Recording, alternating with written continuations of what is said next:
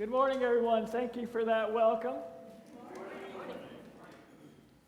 Butch Cockrell is a member of the Bay Area Unitarian Universalist Church. Some of you may know Butch.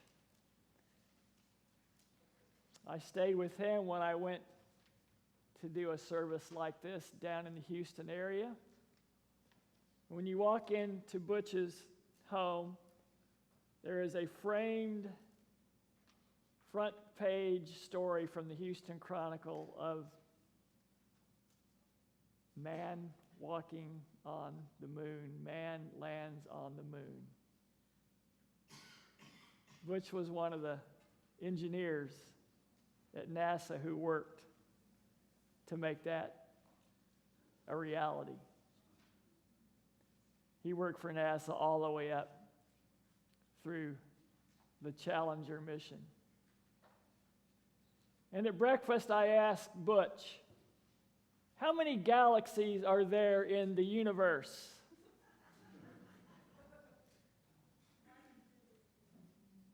"15 minutes later, I found out they were infinite. That's like asking a scientist and an engineer a question is like asking a preacher a theological question. You may have to wait a while to get the answer. So why would we matter in Carrollton, Texas, when there's literally trillions of galaxies, infinite in nature? Why would it matter a bit what we're going to do this morning in Carrollton, Texas? Pretty insignificant, right? But yet, we are part of an amazing cosmic drama. And we are here in this time, in this place. And we have important work to do. We have significant work to do. We have work to do that will reverberate out of this county, out of this state, even out of this planet, into the furthest reaches of the universe. Good energy does not die. Good energy just continues to expand and expand.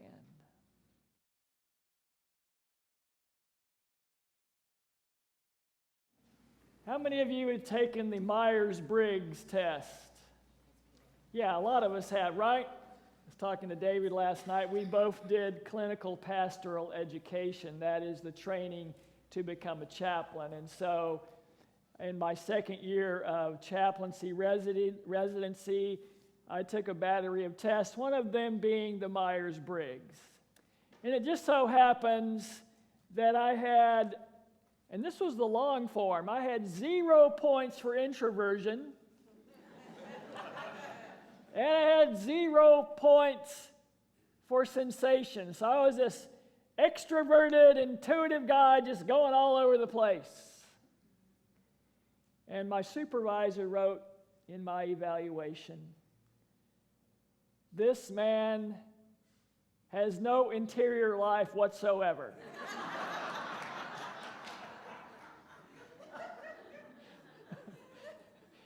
He is like the fruit fly that is born, copulates, and dies in 24 hours.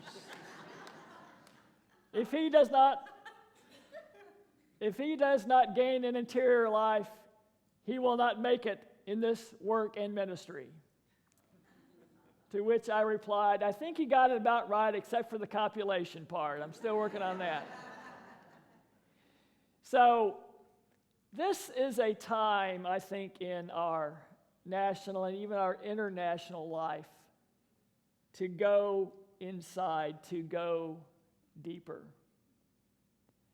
After the election last November, I think I stayed up till about 2 o'clock till I pretty much realized what the results were going to be. I woke up the next morning, and I'm a person that I like to saturate myself in spiritual texts that I find helpful and that I find nurturing. And one of the texts that I am drawn to a lot. I have several versions of it. I have an audio version of it. It's called the Tao Te Ching. Anybody here read the Tao? By the way, I was introduced to it when I did a wedding, and it was in some people's home, and the man, the father of the groom, was in his library, and we got to talking, and he was a student of the Tao, and about 2 weeks later, I got a package in the mail, and it was a copy of the Tao, and he wrote, "To Chuck, a disciple of the Tao." And I thought, well, maybe that means I should read it. As of yet, I had not read it, but I resonated with what he was saying. So at any rate, I saturate myself in the Tao. And I don't know if this happens to you or if this is just a preacher thing, but I will have passages come into my being, into my mind, into my spirit at an opportune time. And so when I woke up that morning after the election, I heard these words from the Tao, that the Master empowers the people by emptying their minds and filling their cores, by weakening their ambition and toughening their resolve. And what I heard in that was a spiritual process for myself and for those that I have influence with. So what is it we are being called to empty our minds of? As people of privilege, we are being called to empty our minds of what America really is, what America is really like, that we are insulated from. Anybody listen to NPR this morning? I was listening, and they talked about the racial uprising 50 years ago in Detroit, and several of the people said, we had no idea what was going on that side of town because we were living in our privileged communities and we had no earthly idea. We were insulated from all of this stuff. So I do a radio show called Soul Talk. I've been doing it since 1996. I did it on community radio for a long time, and now I have my own internet station. I'm a media magnate now. And for $19.90 a month, you too can have your own radio station. See me after the service. I only get a 15% commission, but I can still make it on that. But after the day or two after the election, we did a special edition of Soul Talk, and I had on two female ministers. I had on a woman who ran for the Green Party vice presidency against Dick Cheney, and I had on my good brother, Reverend Gerald Davis. Anybody know Reverend Gerald Davis from Tulsa, Oklahoma? If you go to the Point this year, he and I are going to be doing a workshop this morning. A great minister, African-American man. And so the women talked, and a lot of the things you would hear on MSNBC or something like that, And then, Brother Davis, and he calls me free man.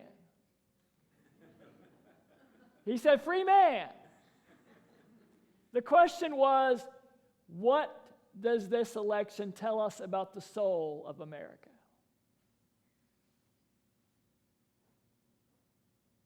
And he said, free man. The soul of America was founded in deception. Now, those of us of the darker pigmentation, we've always known that.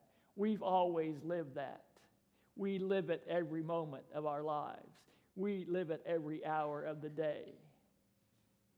When I have to tell my son, who's an honor student, never run down the street, especially at night. But why, Dad? But why, Dad? I think we know the answer to that question. He said, "Free man, those of you of the lighter pigmentation are just now beginning to wake up and realize what the soul of this nation is really about."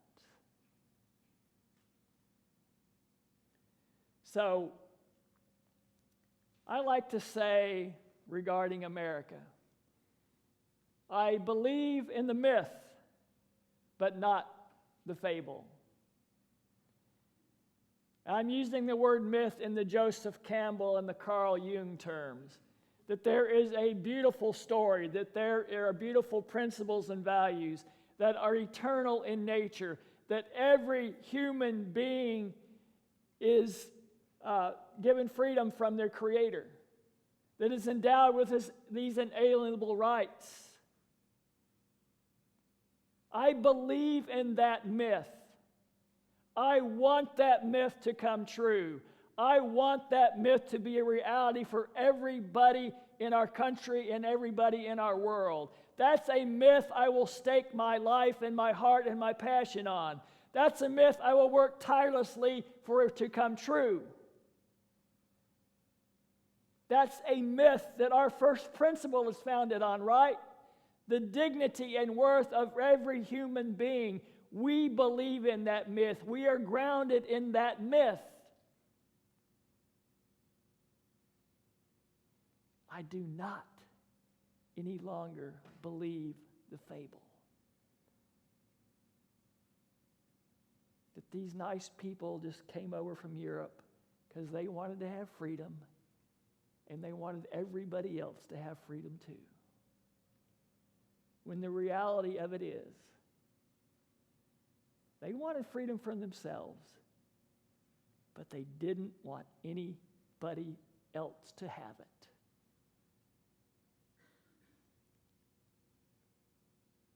And if you're a red person, a brown person, a black person, a woman in America, that's not news to you.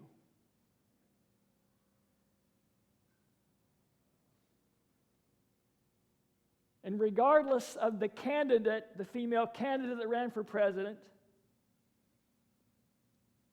why would that have been such a big deal for a woman to be elected president in America?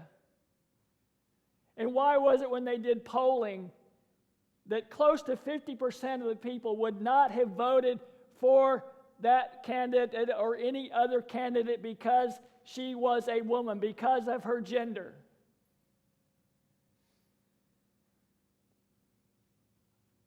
It's a shame.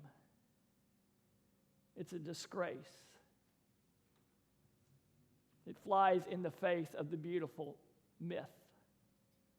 But the fable wants to say, oh, well, why are women, we gave you the vote. Why are you still complaining?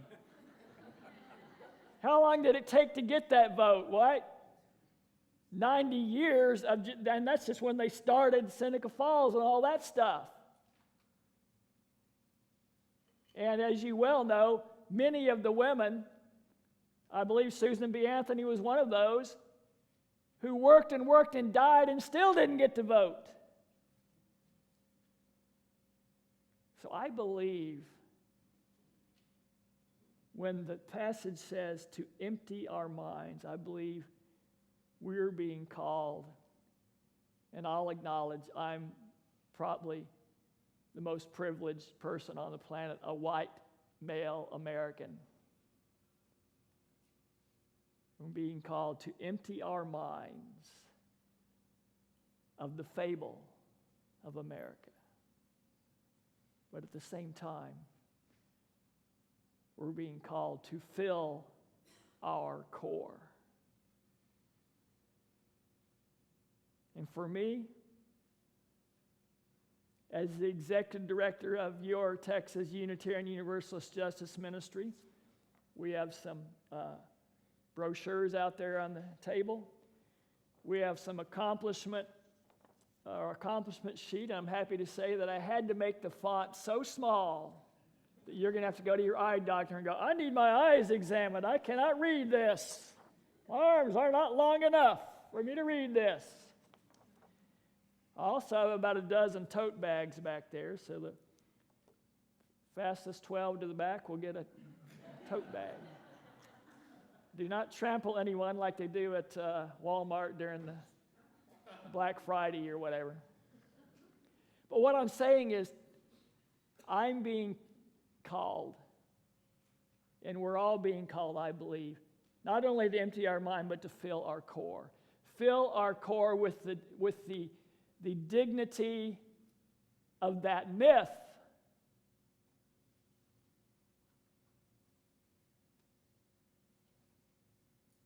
You know, Reverend King, when he gave his Beyond Vietnam speech,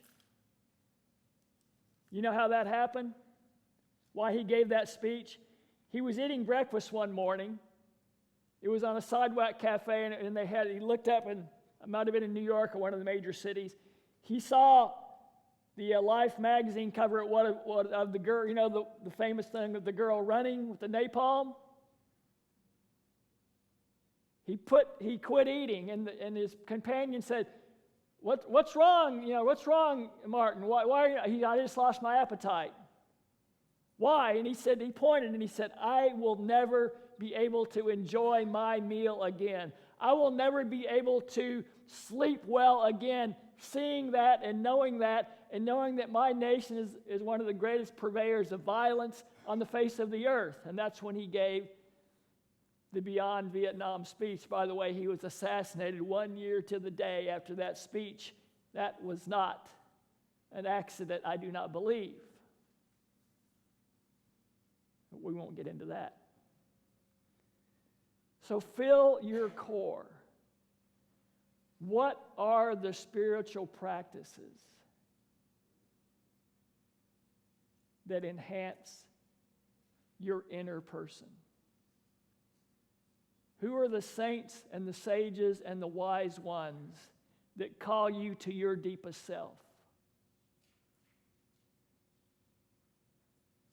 What are the sources and the people and the places and the gatherings and the congregation that calls you to the depths of your being, to the core of your being, to be who you really are, to work with passion, that every person would have the privileges that you enjoy? There ain't nothing wrong with having privileges, folks. When it becomes wrong is when you want to block everybody else from having those privileges. I believe we're called to use the privilege that we have to expand the privileges of those who do not have it. And I will tell you, as the executive director of your justice ministry in Texas, I consciously do that all the time. Because I know when I walk up to that Capitol with my tie on and my stole on and my title and all of that, I'm going to be heard more than a brown or black or red person or even a woman. And I consciously use that. We can all do that. We can all consciously use our privilege to expand.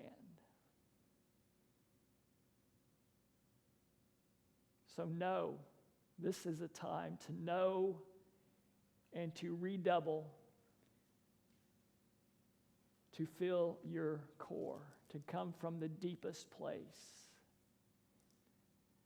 So it wouldn't hurt you to read a little King. It wouldn't hurt you to check out a little Sojourner Truth, a little Harriet Tubman, a little Malcolm X, a little Nelson Mandela, a little Gandhi, a little Theodore Parker. I could keep going. A little Dow, maybe a little bit of the Gospels. I don't know what it is for you. This is the time to ask the questions and go to that deep place. The second part of the passage so beautifully says, we weaken our ambition and we toughen our resolve. So this is not a time to be screaming and shrieking with a thin and shallow voice. Yeah, I really need justice.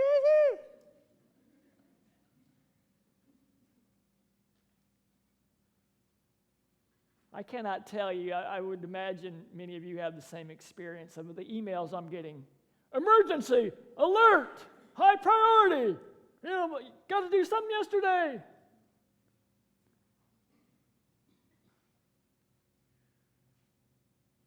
It's not a time to respond to every tweet as if it's the end of the world.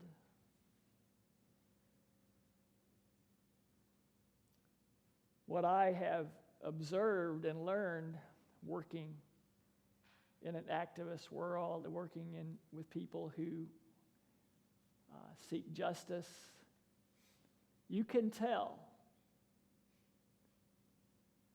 those who are doing it to aggrandize themselves.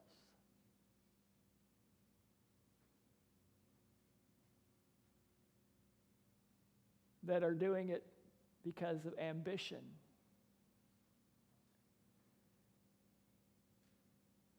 Well, I think the Tao has got a lot of wisdom there. Weaken your ambition. It's not about you. It's not about me. It's not about our organization. It's not about our congregation. It's about lasting values.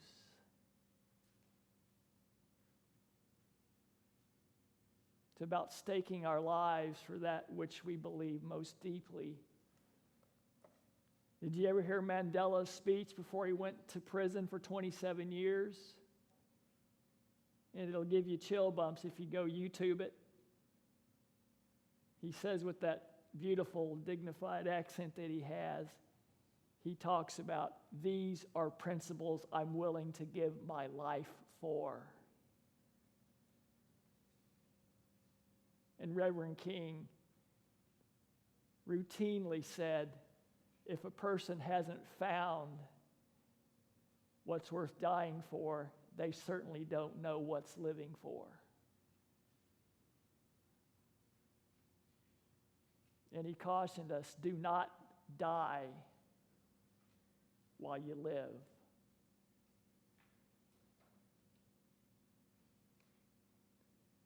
So we weaken our ambition.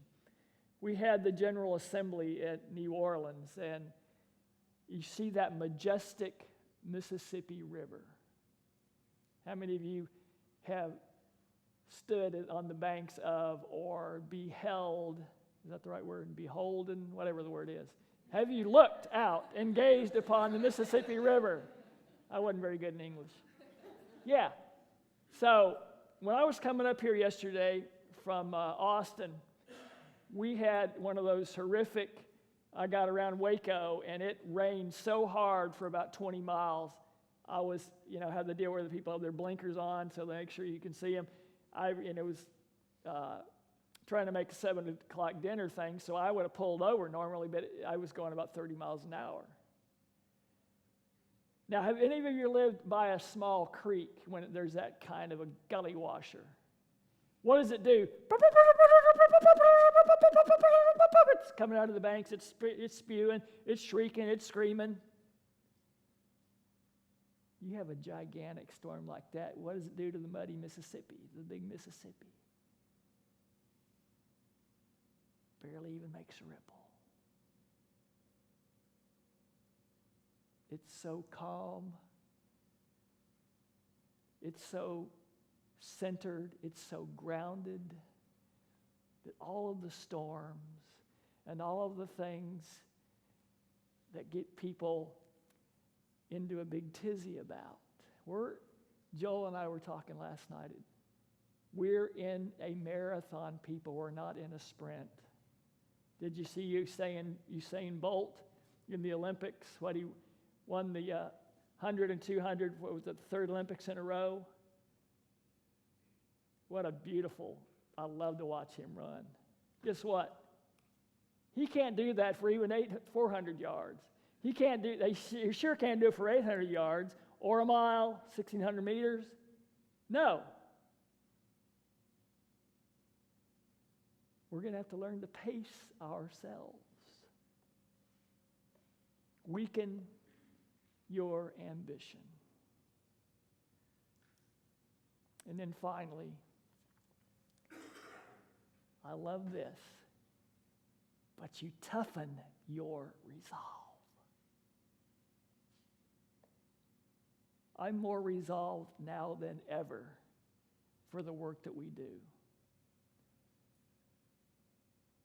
And even though, and John here from Plano came over this morning, and we were talking about, here I go, and many other people of good heart, and are up at the Capitol for 17 hours to testify at 3:30 in the morning about this ignorant, nonsensical, discriminatory bathroom bill.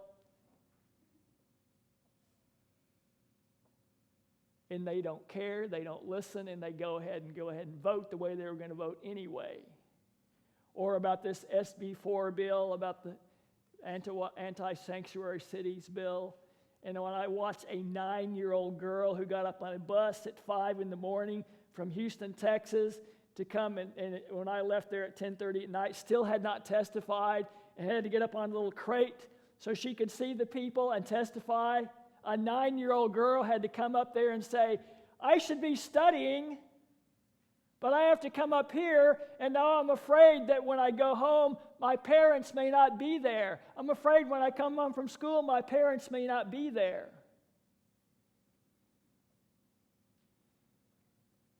But even in the face, and they go ahead and vote, 7-2 or 8-1. Even in the face of that, and when I look at this special session coming up on Tuesday, and I know the only power we have is that of defense and delaying tactics, I'm still more resolved than ever. And I believe we're going to look back on this and say, this was the true awakening of the progressive movement in America. This was the true awakening of the good people of faith and the people of good heart in America and in Texas.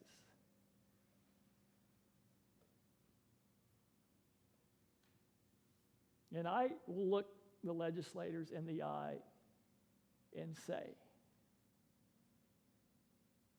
you're on the wrong side of history. Because in a few years,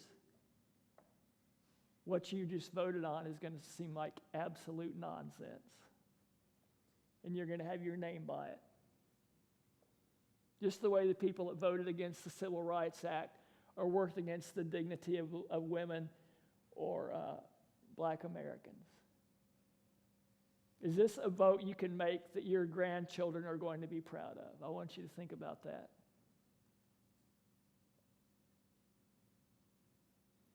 Anybody know who Cornel West is? I love Cornel West. And after the election, I kept texting my buddy out in California and go, have you heard Cornel speak a word yet? I want to hear what Cornel has to say about this. He said, no, I haven't heard. I'm Googling Cornel West election, Finally, I like to listen to the Democracy Now! Program. One morning, I turned it on, and there we go. Here's Brother Dr. Cornel West on there. And you know how Cornel can do now. That man can shuck the corn, as they say. That means he can preach. And he got into it, man. He was doing his thing, with the sing-songy thing and all the alliteration and all this kind of stuff. And then he got real quiet. He got real calm. And he said, Sister Amy, there's no doubt that this is going to be the toughest fight of our lives. want you to know, I am thoroughly fortified for this fight. I loved it. You see, he got calm. He got like that dignified Mississippi. He weakened his ambition. But by God, he toughened his resolve.